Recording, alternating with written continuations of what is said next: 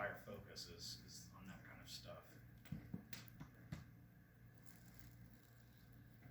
So, yeah, please. What's your previous work experience with blockchain? Like to use it in an industry or? Yeah. So it just so happens that when Neil and I met, I was actually I was independently developing techniques that are very similar to what the blockchain demonstrated. So what I was using it for was for the distributed, I guess you could call it the distributed dissemination of information. And I was using it in this particular case to monitor the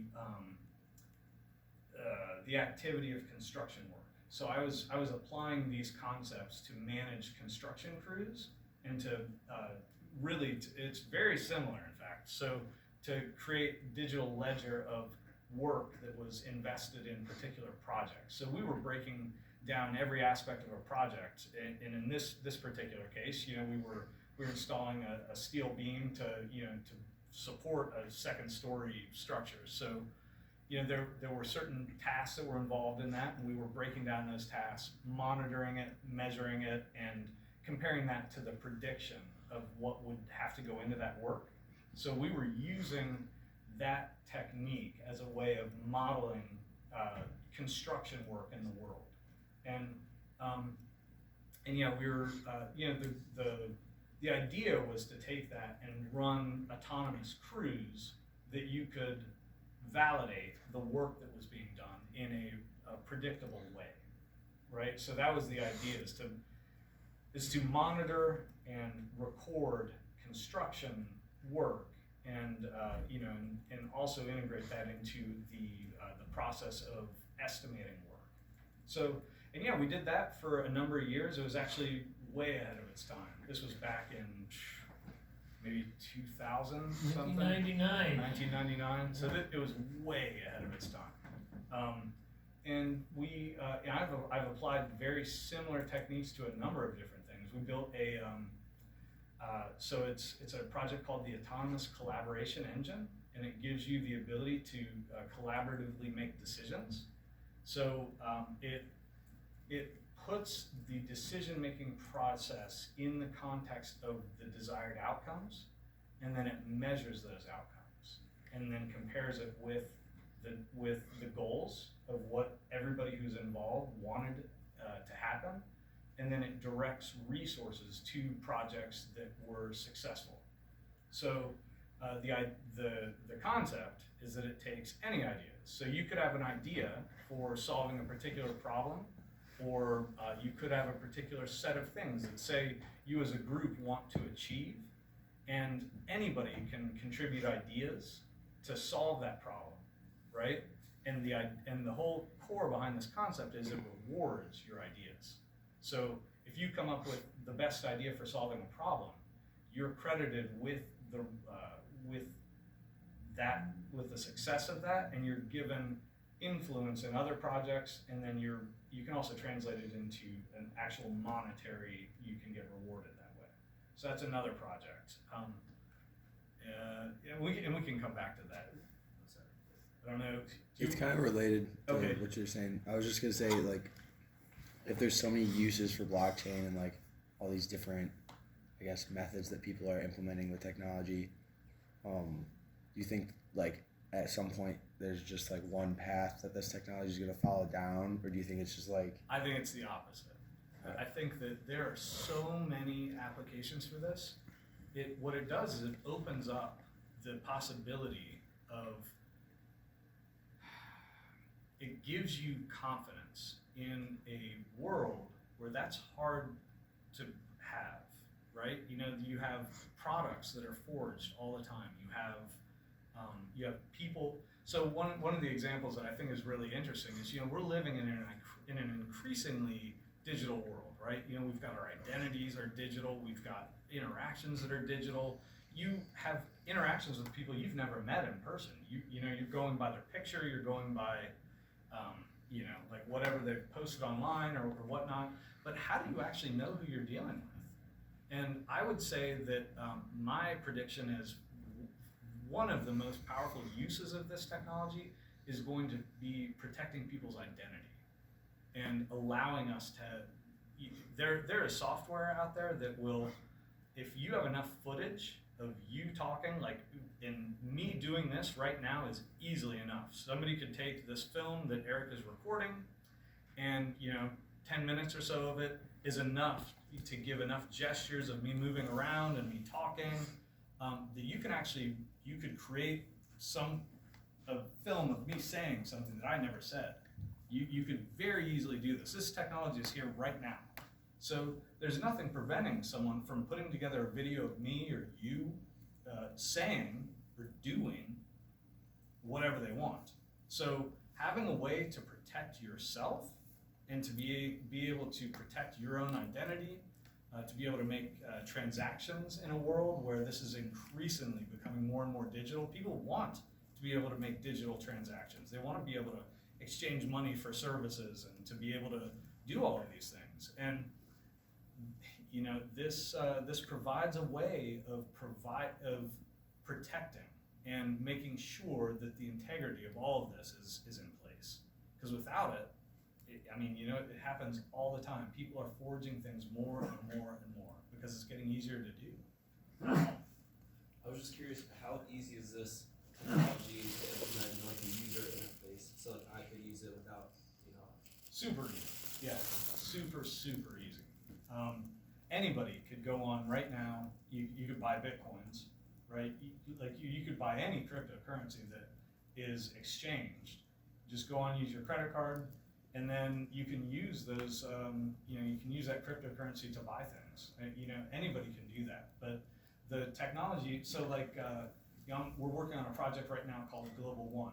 And the whole purpose of Global One is to provide a mechanism for people to do good in the world. It's a nonprofit that allows people to get involved with things and to make contributions in the world and to work with other people that are involved on the platform to make decisions on how to do things. And it's very, very seamless. The software that we build is intentionally designed to be as simple as possible. So it's very easy, as long as you can think and you can kind of figure out how to do things, it's actually very easy to use. So how does blockchain have value then? Like if you can buy it, how do you put the monetary value to that? That is a great question. This is actually what Neil and that's what we were just discussing beforehand tonight. I So couldn't figure it out either. I'm not sure I have yet. It's a great question. So at the core of it, it's actually really simple because it's just like anything.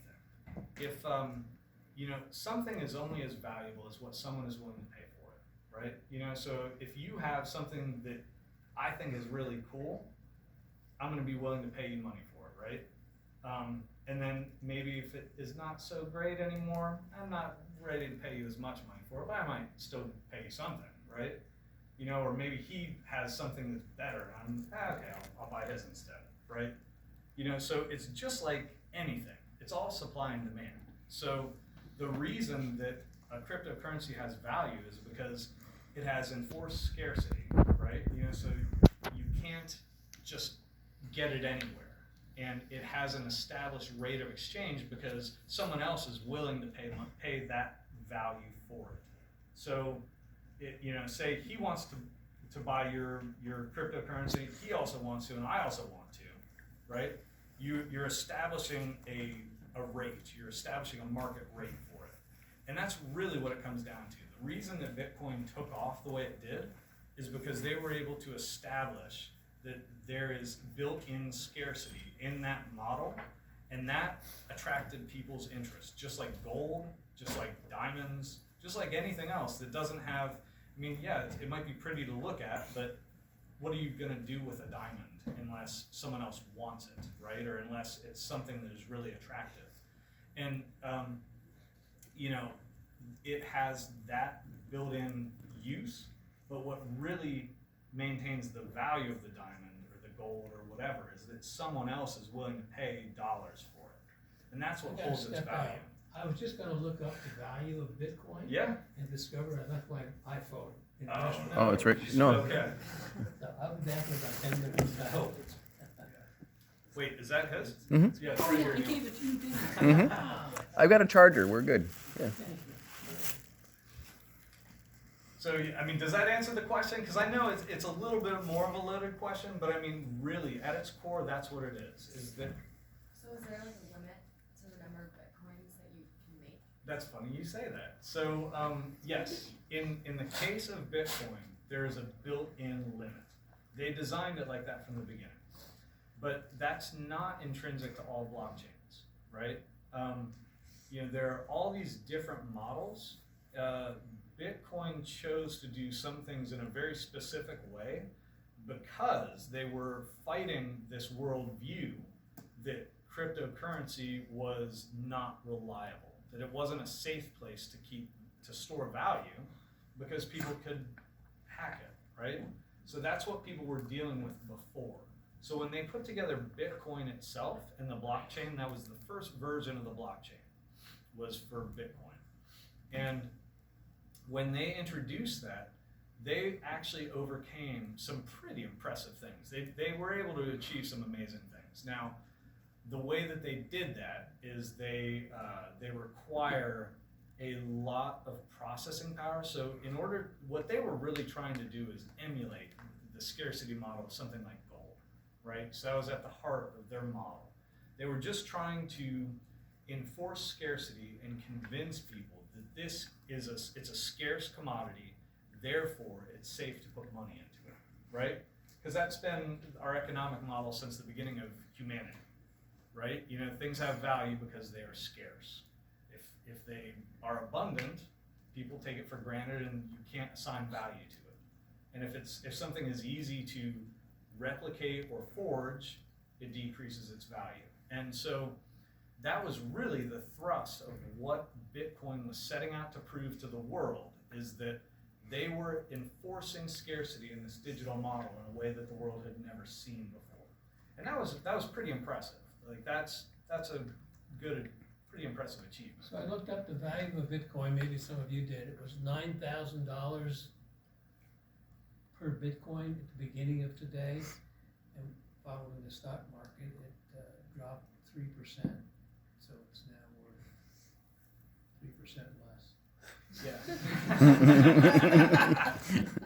Yes, and that's one of the things about Bitcoin. It's pretty volatile, right? It's jumped way more than 3% in a day. I don't know if anybody pays any attention to that, but it's fluctuated all over the place through its time. But yeah, it's very interesting. So to get back to your question, so Bitcoin, they chose to restrict the number of coins that can ever be mined. Bitcoin mining is when all of these banks of servers compete to try to unlock the most recently added block to the chain. And if you can do that, what you're really doing is it's very similar to cracking somebody's password on it. So like if you create a user account, user and password, that creates a unique hash that protects the actual content of what went into it, but it allows you to verify that it is your username and password. And what they're doing is essentially reverse cracking an intentionally simplified hash that represents, in essence, a username and password. Just for simplicity, we'll just call it that. And so all these computers are competing to crack that password. Whoever does it gets to add a block to the chain and simultaneously creates a new Bitcoin. So then they are the owner of that Bitcoin. So that's where Bitcoins are created. And they have set very specific limitations in the number of Bitcoins. It's really the complexity of the password, of the hash that you're actually cracking, that it restricts the number of Bitcoins that can be mined per period of time. And they did that. It was actually very smart. The way that they did this algorithm, it ensures that even though our computing power is getting faster and faster, and more people are competing to try to crack these, it still keeps a consistent number of Bitcoins that are mined over time. And yes, there are only a certain number that will ever be possible to mine. But that's not true for all blockchains at all. Each of these are designed very differently. The blockchain technology that we use, it's scalable indefinitely. And what we're actually doing is we're associating, rather than using the limitations of computational power as the mechanism that enforces scarcity, we are using the creation of value as the mechanism to enforce that value across our blockchain. So there are a lot of different ways you can do that. So what that means is that if you create, so I'll just use another project. So the project that Eric and I are working on, it's called the Game Changer Movement, and it's actually focused around this amazing material called graphene. Has anybody ever heard of graphene?